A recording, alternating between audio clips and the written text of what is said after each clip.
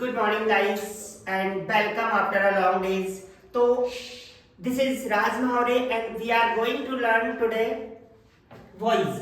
तो वॉइस पढ़ने से पहले मैं आप लोगों को बता दूं कि एक्चुअली वॉइस पढ़ा क्यों जाता है। वॉइस पढ़ने के हमारा जो मेन एम है वो ये है क्या कि हम लोग एक ही सेंटेंस को कैसे दो तरह से बोल सकते हैं। जैसे नॉर्मली हम लोग हमेशा बोलते हैं कि यार मैं आईना साफ करता हूँ, मैं इंग्लिश पढ़ाता हूँ, आप मेरे घर आते हो, इस तरह से, है ना।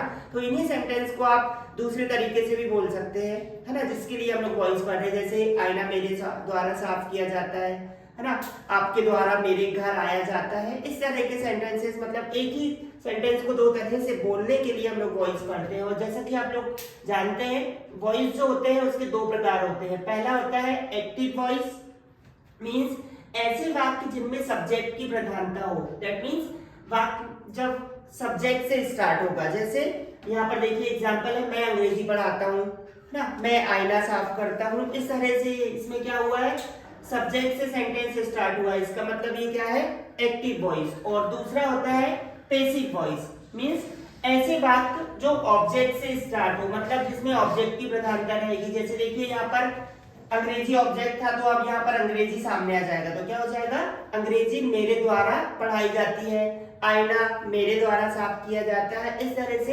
एक्टिव और पैसिव दो प्रकार होते हैं इसके।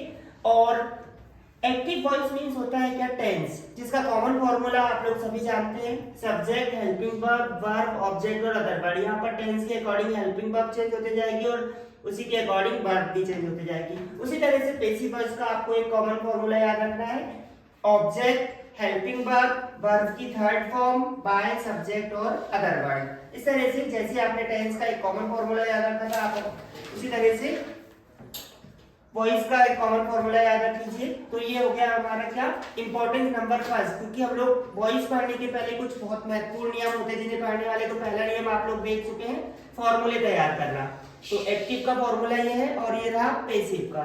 अब दूसरी चीज देखेंगे हम लोग, एक्टिव से पैसिव वॉइस करते समय सब्जेक्ट को निम्न रूपों में बदलते हैं। जैसा देखें आप लोग, सब्जेक्ट में यहाँ पर एक्टिव वॉइस में आय रहेगा तो आप उसे मी कर देंगे, वी रहेगा तो अस कर देंगे, यू रहेगा तो यू, दे रहा तो देम, ही रहा तो हिम। इस तरह से हम लोग सब्जेक्ट को बदलेंगे। जैसे देखिए एग्जांपल, आई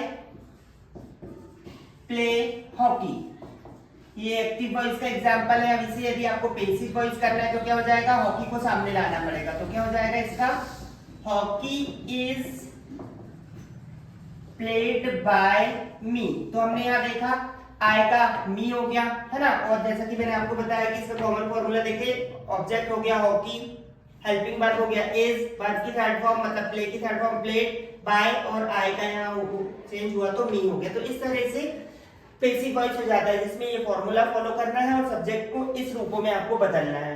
अब दूसरी इंपॉर्टेंट चीज आप सोच रहे होंगे कि अब इज कहां से आ गया, है ना।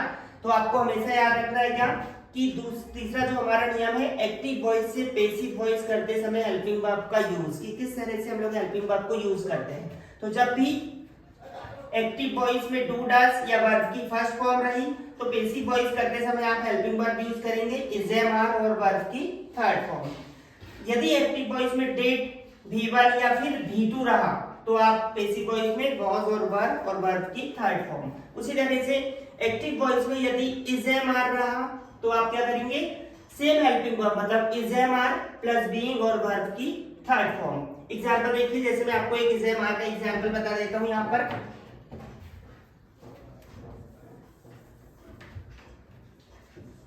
I am playing hockey. तो जैसा कि आप सभी जानते हैं ऑब्जेक्ट यहाँ क्या है, हॉकी।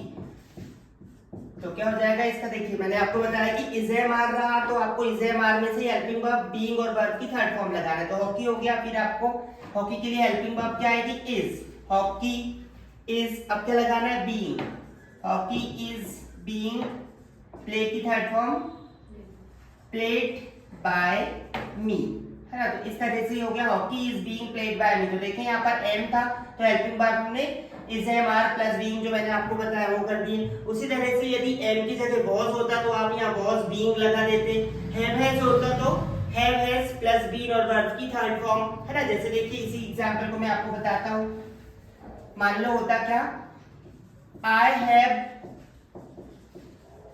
प्लेड हॉकी, तो इसका क्या हो जाता,